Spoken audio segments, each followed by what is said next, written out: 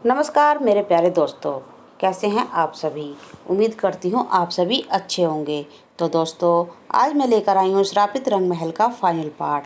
तो दोस्तों, मेरी इस कहानी को सुनने के लिए मेरे चैनल को लाइक करें, शेयर करें और सब्सक्राइब करना ना भूलें। तो कहानी शुरू करते हैं आज की, बिना देरी के। दोस्तों, आगे की कहानी अब इस तरह से है। मुखिया जी के कहने पर श्रेयांश फिर से बिस्तर पर लेट गया और बिस्तर पर लेटे लेटे वो इस सफ़ेद साड़ी वाली औरत के बारे में ही सोच रहा था। बहुत डरा हुआ था वो। उसे अब ऐसा लग रहा था कि वो इस गांव में ही चित्र बनाने क्यों आया। किसी और गांव में चला जाता तो अच्छा होता। जब देखो तब कोई ना कोई मुसीबत ही खड़ी हो जाती है। उसने फिर रात भर पलकें नहीं झपकाईं और यूं ही सवेरा हो गया। सवेरे होते ही शंभू काका लौट आए। उनके चेहरे पर साफ साफ चिंता के भाव देखे जा सकते थे। मुखिया जी ने भी उनके चेहरे की उदासी भाप ली और अकेले में ले जाकर उससे कुछ बात करने लगे। ये सब श्रेयांश ने देखा लेकिन बोला कुछ नहीं। वे शायद किसी तांत्रिक के बारे में बातें कर रहे थे और इधर श्रेयांश के दिमाग में तो कुछ और ही चल रहा था। सुबह का नाश्ता हो चुका था। मुखिया जी और शंभू सोच रहे थे श्रेयांश उस पुराने रंग महल का चित्र बनाने वहां पर जाएगा, लेकिन उस दिन श्रेयांश ने यह कहकर मना कर दिया कि रात में उसकी नींद पूरी नहीं हुई है। वो आज दोपहर में यहीं रहेगा और अपने कमरे में आराम करेगा। ये सुनकर मुखिया जी बोले, कोई बात नहीं, आप यहाँ रुकिए, लेकिन मुझे और शंभू को किसी ज़रूरी काम से बाहर जाना होगा। ठीक है, तो आप दोनों चले जाइए और सारे कमरों में ताला लगा दीजिए। मेरा कमरा खुला रहने दीजिए। श्रेयांश बोला, ये कैसी बातें करते हैं चित्रकार बाबू, मुझे आप पर पूरा भरोसा है। कमरों में ताला लगाने की आवश्यकता नहीं। मुखिया जी बोले, तो ठीक है, अगर आपको मुझ पर भरोसा है तो मत लगाइए ताला। श्रेयांश बोला। फिर दोपहर का खाना खाने के बाद मुखिया जी और शंभू बाहर चले गए। श्रेयांश अपने कमरे में आकर बिस्तर पर लेटकर आराम करने लगा। तभी श्रेयांश को ध्यान आया कि रात को उसके कमरे में रखी अलमारी में कुछ हलचल हुई थी। अब दोपहर के समय इसे खोलकर देखता हूँ कि क्या मांजरा है। श्रेयांश ने अलमारी खोली, लेकिन उसे उसके भीतर कुछ भी नहीं दिखा। फिर तभी उसी अलमारी का ठीक से मुआयना करना शुरू कर दिया। उसने अलमारी के अगल बगल में भी देखा और फिर उसके पीछे गया। उसने जो देखा उसे देखकर वो हक्का बक्का रह गया, क्योंकि अलमारी के पीछे की दीवार पर एक छोटा सा दरवाज़ा था जिस पर बड़ा सा ताला लगा था, जो शायद कोई खुफिया दरवाज़ा था। अब श्रेयांश ने उस दरवाजे के पीछे जाने की ठान ली। पहले उसने अलमारी को आगे की ओर खिसकाया, रसोई से सिलबट्टे का बट्टा उठाकर लाया और उसने उस बट्टे से ताले पर वार करने शुरू कर दिए। 3-4 बार वार करने के बाद ताला टूट गया। श्रेयांश ने वो दरवाज़ा खोला तो देखा तो भीतर बहुत अंधेरा था, इसलिए पहले उसने लालटेन जलाई और साथ में अपने बचाव के लिए एक लाठी भी ले ली। वो धीरे धीरे उस दरवाजे के भीतर घुसने लगा। उस कमरे में जाकर उसने देखा कि वहाँ बहुत सा पुराना सामान पड़ा है जो इस्तेमाल में नहीं आता, जो कुछ इस तरह था जैसे कि पुरानी टोकरियाँ, टूटी हुई लकड़ियों की कुर्सियाँ, पुराना लकड़ी का हल, फावड़ा और वहाँ एक छोटा लोहे की संदूक भी थी जिस पर ताला नहीं लगा था। श्रेयांश ने उस संदूक को खोलकर देखा तो उसमें घुंघरों का जोड़ा मिला। एक घाघरा चोली का जोड़ा भी उसे मिला। साथ में एक तस्वीर और एक डायरी मिली जिसका उसने पहले पन्ना खोलकर देखा तो उस पर लिखा था, ऋतुरागिनी। ये सब श्रेयांश की समझ से परे था। उसने सोचा, ये तस्वीर और डायरी अपने साथ बाहर ले चलता हूँ, शायद डायरी पढ़ने से कुछ मिल जाए। उसने संदूक का सारा सामान वैसे ही रख दिया जैसे कि पहले से रखा था। वो जैसे ही लालटेन और लाठी उठाकर उस कमरे से बाहर जाने को हुआ तो किसी ने जोर से उसका हाथ पकड़ लिया। श्रेयांश के हाथ से लाठी छूटकर नीचे गिर गई। तब उसने उस ओर देखना चाहा कि वो कौन है। आखिर श्रेयांश ने जैसे ही नज़र उठाई तो उसने देखा कि एक जले हुए काले चेहरे वाले घाघरे चोली में एक लड़की की परछाई सी खड़ी है। यह देखकर श्रेयांश चीख उठा तो उस लड़की ने फौरन ही अपने चेहरे को अपनी चुन्नी से ढक लिया। फिर श्रेयांश से बोली, डरो नहीं, मुझे तुमसे कुछ कहना है। मैं तुमसे उस दिन से कुछ बताना चाहती हूँ जिस दिन तुम यहाँ आए थे। उसकी बात सुनकर श्रेयांश ने पूछा, कौन हो तुम और क्या बताना चाह रही हो मुझे? ये बहुत लंबी कहानी है, क्या तुम सुनना चाहोगे? वो परछाई बोली, हाँ मैं भी बहुत कुछ जानना चाहता हूँ, तभी तो इस कमरे में आया हूँ। श्रेयांश बोला, तो सुनो मैं तुम्हें सब बताती हूँ, वो परछाई बोली। और फिर उस परछाई ने अपनी कहानी सुनानी शुरू की। ये 2 साल पहले की बात है। मेरा नाम ऋतु रागनी था। मैं बहुत खुशहाल ज़िंदगी बसर कर रही थी। मेरी शादी एक अच्छे इंसान के साथ हुई थी, लेकिन फिर पता नहीं किसकी नज़र लग गई मेरी गृहस्थी पर। मेरे पति बहुत बीमार रहने लगे, इससे उनका व्यापार बिल्कुल से डूब गया। घर में खाने के लाले पड़ गए तो पति का इलाज कैसे कराती।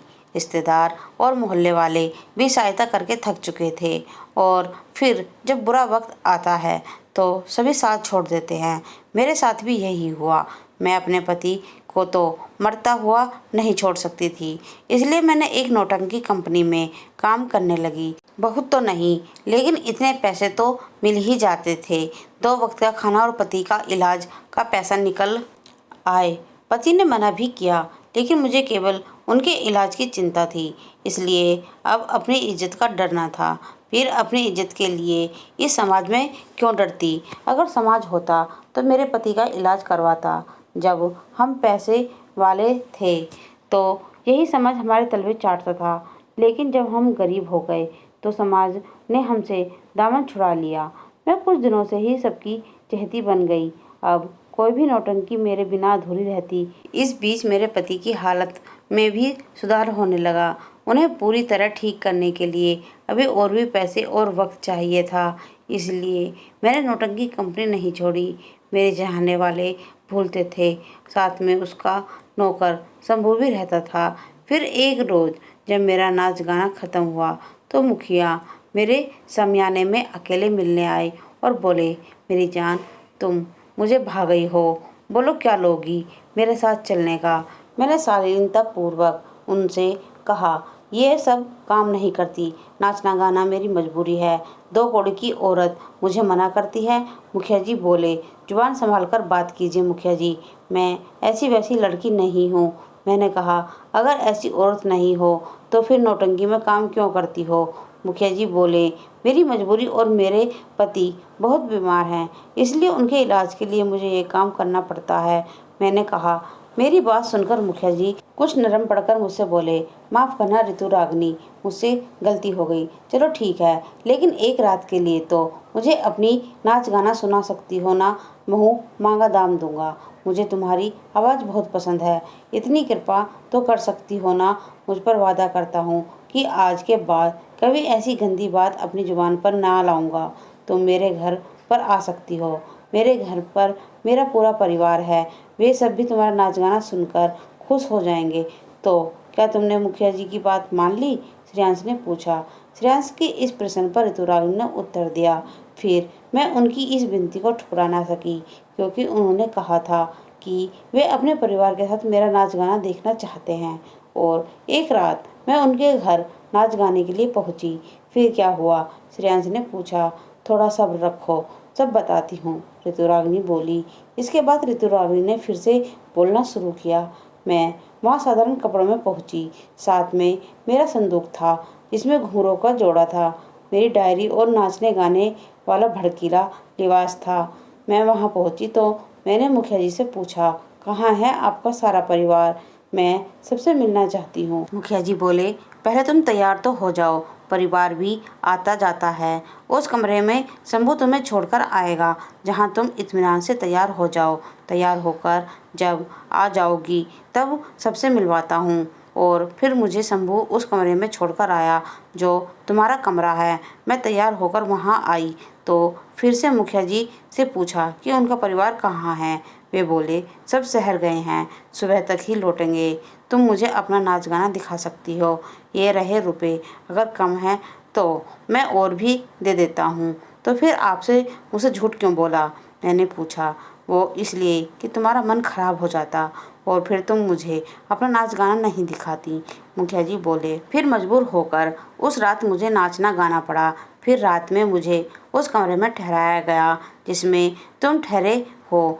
मैंने भीतर से ठीक से दरवाज़ा बंद कर लिया। मैंने सोचा कि अब इस कमरे में कोई नहीं घुस सकता, मैं एकदम सुरक्षित हूँ। यही सोचकर मैं चैन की नींद सो गई। तभी आधी रात के वक्त किवाड़ खुलने की आवाज़ से मेरी आंख खुल गई।